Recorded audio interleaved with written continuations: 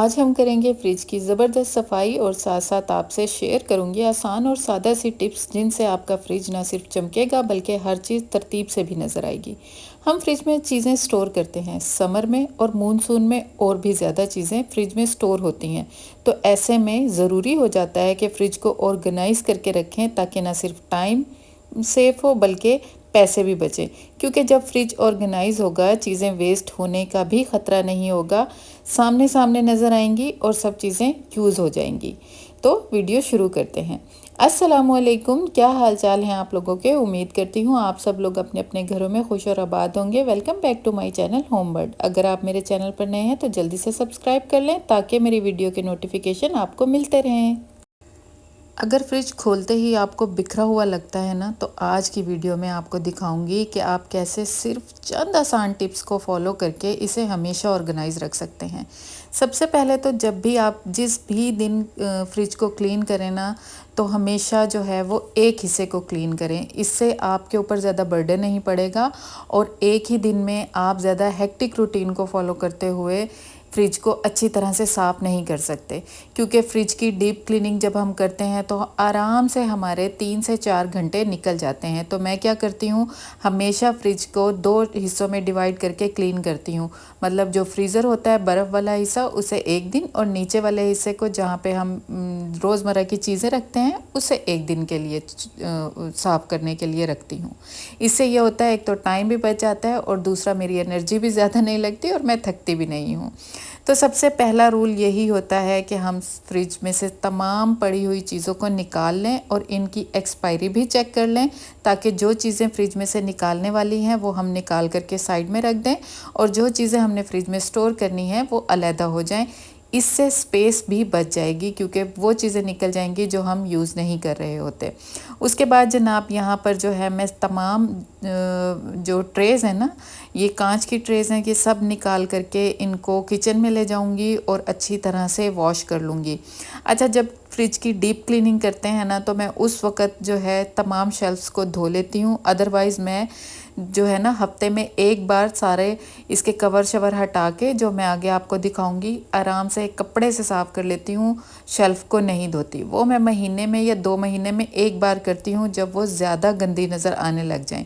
और मैं सिर्फ जो है ये शेल्फ़ जो है वो जो डिश सोप होता है उससे धोती हूँ। इसके अंदर मैं किसी किस्म का कोई और चीज़ ऐड नहीं करती। उससे ही ये बहुत अच्छे तरीके से साफ़ हो जाते हैं, जिससे हम बर्तन धोते हैं।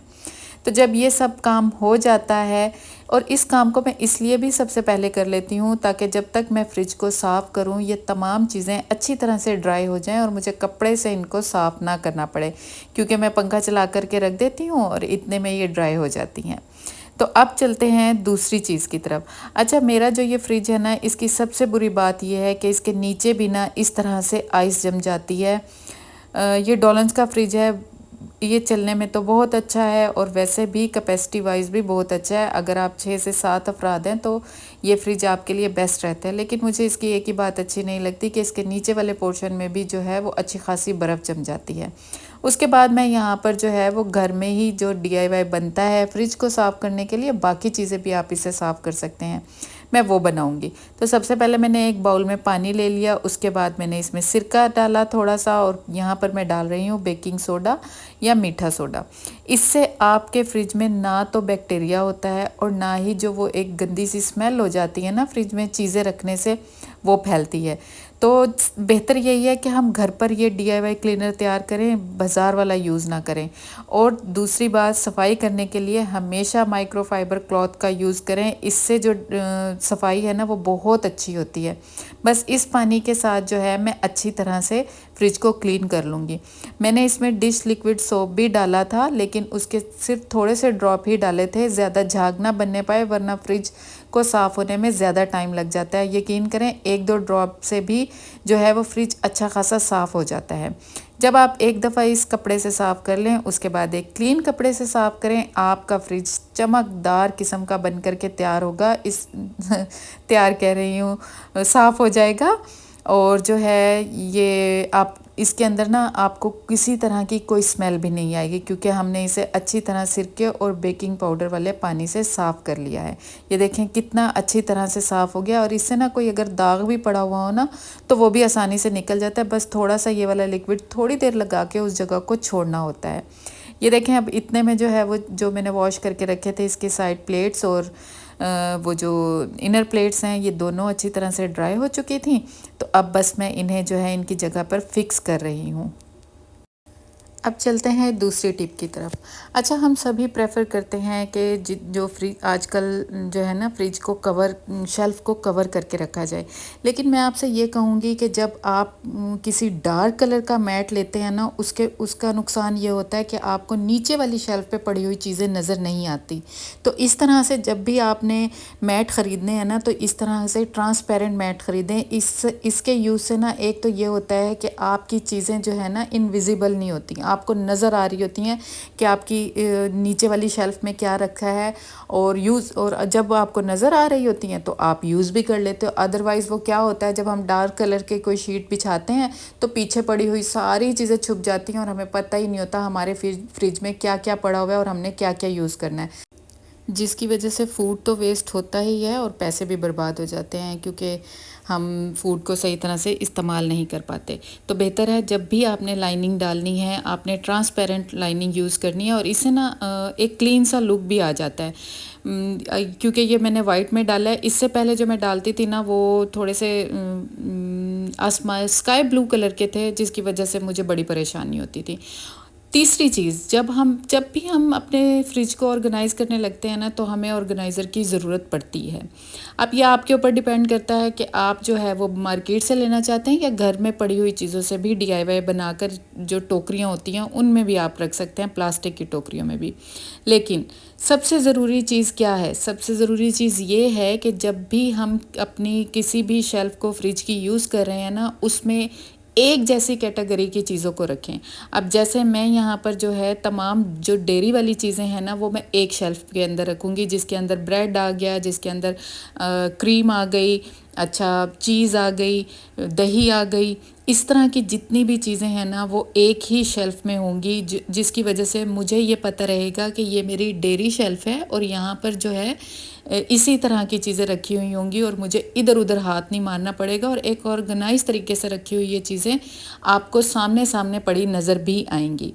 ये मैंने फ्रिज की सेकंड शेल्फ़ में रखी है। इससे क्या होता है, यहाँ पर जो है जो कूलिंग है ना वो इक्वल होती है, तो इससे ज़्यादा लंबे टाइम तक के लिए भी फ्रेश रहती हैं चीज़ें। ये जो सबसे ऊपर वाला हिस्सा है जहाँ पे आपका ये एयर सेक्शन लगा होता है, यहाँ पर आपने जो है ना अपना वो सामान रखना होता है जो डेली यूज़ हो रहा होता है, जैसे आपका लेफ़्ट ओवर फूड। अब यहाँ पर जो मैंने राइस बनाए थे वो रखे, ये अचार, चटनियाँ, अचार, इस तरह की चीज़ें जो आप डेली बेसिस पे यूज़ करते हैं उसे जहाँ पर ये एयर फैन लगा होता है वहाँ पर रखें। इससे क्या होता है कि ये ज़्यादा टाइम के लिए फ्रेश रहती हैं चीज़ें।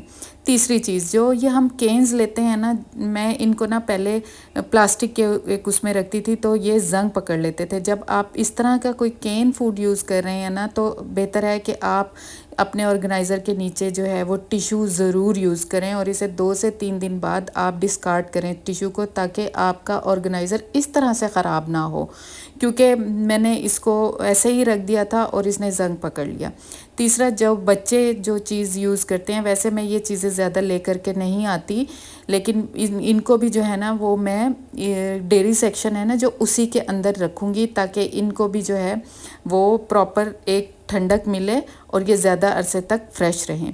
तो ऑर्गेनाइज़र का फ़ायदा ये भी हो जाता है कि आपकी तमाम चीज़ें जो हैं ना वो एक सिमेट्री में नज़र आती हैं, जिससे फ्रिज आपका ऑर्गेनाइज लगता है और सामने सामने पड़ी हुई नज़र भी आती हैं। मैं हमेशा शेल्फ़ पे जो है ना वो जो बर्गर में चीज़ें यूज़ होती हैं ना वो रखती हूँ। इससे एक तो ये भी सामने सामने पड़ी हुई नज़र आती हैं, और फूड वेस्टेज का तो सवाल ही पैदा नहीं होता कि कोई चीज़ नज़रों से बच जाए और मैं जो है उसको फिर फेंकना पड़े मुझे। तीसरी चीज़, मानसून में ना हम बहुत सारे मसालों को जो है फ्रिज में रखते हैं। यकीन करें मैं बाहर के मसाले ज़्यादा यूज़ नहीं करती, बस ये 2 ही मसाले हैं जिनकी मुझे फ्रिज में रखने की ज़रूरत पड़ती है। लेकिन अगर आप यूज़ करते हैं तो मेक श्योर कि उसे एयर टाइट कंटेनर में रखें ताकि वो स्मेल भी ना हो और उसके अंदर जो है ना वो फफूंदी भी ना लगे। तीसरी चीज़, मैं तमाम तरह के केचप, सॉसेस, जो भी बर्गर या आप किसी भी चाइनीज़ फूड में यूज़ करते हैं, मैं वो भी इन दिनों में ख़ासकर मानसून और गर्मी में जो है वो फ्रिज में रखना प्रेफर करती हूँ। और इन सब को मैं एक बकेट के अंदर रखती हूँ ताकि तमाम चीज़ें एक ही बकेट के अंदर हों और मुझे पता हो कि मैंने किस चीज़ के लिए कौन सी सॉस यूज़ करनी है। सबसे लास्ट में बारी आ जाती है वेजिटेबल्स की और फ्रूट्स की। मैंने ना ये कंटेनर ख़रीदा है, ये बहुत अच्छा है। और अच्छा मुझे किस लिए लगा, वो इसलिए कि इसके अंदर ये इस तरह के 3 कंपार्टमेंट है। अब मैं इसको किसके लिए यूज़ करूँगी। पहले क्या होता था, मैं जो है टमाटर, हरी मिर्चें, लहसुन और अदरक अलग अलग करके रखती थी। क्योंकि वो अलग अलग होने की वजह से तो मुझे 3 से 4 डब्बे जो है वो फ्रिज से निकालने पड़ते थे। लेकिन इसका मुझे सबसे बेस्ट सलूशन ये लगा कि इस तरह के जो कंपार्टमेंट वाले जो ऑर्गेनाइज़र होते हैं ना, आप वो ख़रीदें।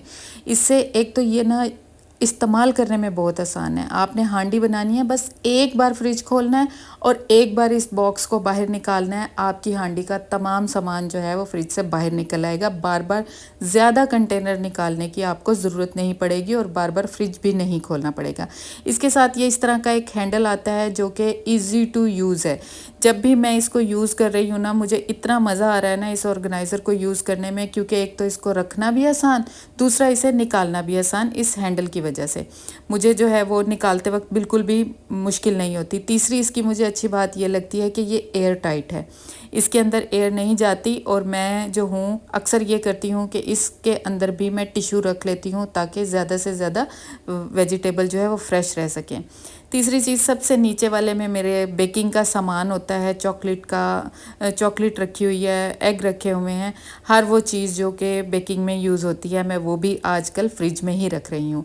अच्छा, इस तरह के कंटेनर भी मैंने आपसे पहले शेयर किए हुए थे और ये भी बेस्ट रहते हैं फ्रिज के लिए, क्योंकि इसके अंदर आप जो भी वेजिटेबल रखेंगी या फ्रूट्स रखेंगी, एक तो वो ख़राब नहीं होंगे क्योंकि पानी जो है वो नीचे जाता रहेगा, नीचे जमा होता रहेगा, आपके किसी भी फ्रूट या वेजिटेबल को वो ख़राब नहीं करेगा।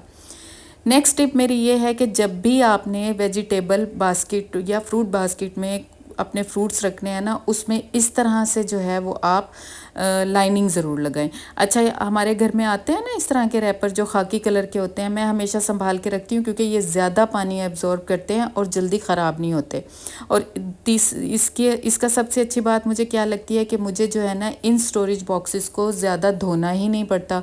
बस जब ये गंदे होते हैं मैं इनको निकालती हूँ, उठाती हूँ, झाड़ती हूँ और फिर से एक नया डाल देती हूँ।